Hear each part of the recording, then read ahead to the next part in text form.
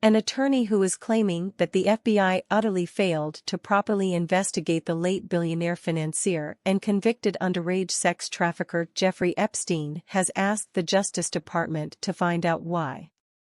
A letter from the attorney, who is representing several women, was sent last week to FBI Director Christopher Wray, Attorney General Merrick Garland, and DOJ Inspector General Michael Horowitz, stating that the FBI was aware of allegations against Epstein back in the 1990s but failed to take any significant action, the Daily Wire reported. As counsel to many survivors of the Jeffrey Epstein sex trafficking conspiracy, we write regarding the failure of the Federal Bureau of Investigation, FBI, to properly, adequately, or timely investigate the sex trafficking of hundreds of girls and young women, says the letter from lawyer Jennifer Freeman.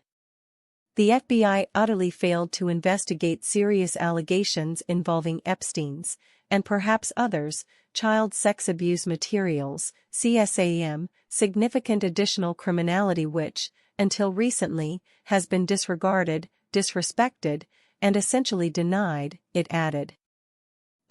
In August of 1996, one of our clients, Maria Farmer, reported to the FBI that Epstein and Ghislaine Maxwell had sexually abused her and that the two of them, together with others, were committing multiple, serious, sexual abuse crimes, including hands-on sexual abuse, against minors and vulnerable young women, the letter continues.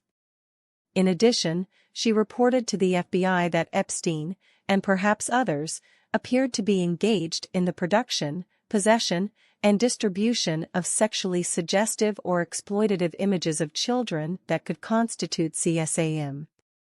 In 2005, child erotica was found in Epstein's Palm Beach home.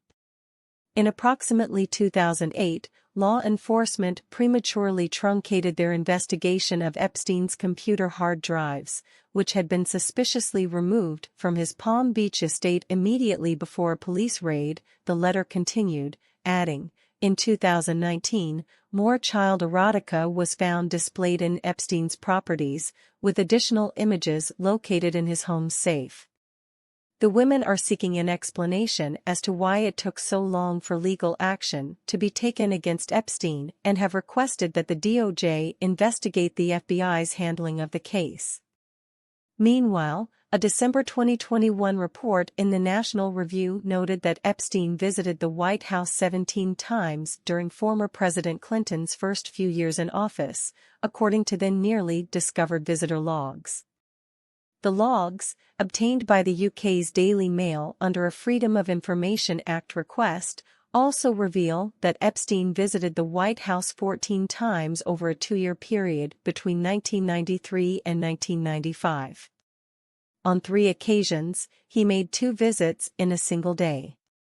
The majority of these visits were to the West Wing, leading to speculation that he may have met with the president during these visits. Epstein died in jail in 2019, believed to have committed suicide. A month earlier, in November, CNN reported that Epstein's former pilot testified in Ghislaine Maxwell's sex trafficking trial, that a who's who of powerful men, including former Presidents Bill Clinton and Donald Trump, flew aboard Epstein's private plane. Bisosky said that he was usually given advance notice when high-profile passengers, like former President Clinton, would be flying with Epstein. He also recounted that Epstein flew with renowned violinist Itzhak Perlman to the Interlaken Center for the Arts summer camp and that he remembered other notable passengers on flights, such as Prince Andrew, Maine Senator George Mitchell, Ohio Senator John Glenn, and actor Kevin Spacey, CNN reported. Newsweek noted in January that a documentary aired on the BBC that month claimed that Clinton and Epstein were like brothers. British socialite Lady Victoria Hervey told the UK outlet how Clinton was very close to Jeffrey and Ghislaine, Prince Andrew and a pedophile, broadcast in Britain on January 18. Clinton was definitely very close to Jeffrey. I don't know if you saw the paintings that were in Jeffrey Epstein's house? Hervey said in the documentary. one of them being a portrait of Bill Clinton wearing the dress that Monica Lewinsky wore when they had the affair.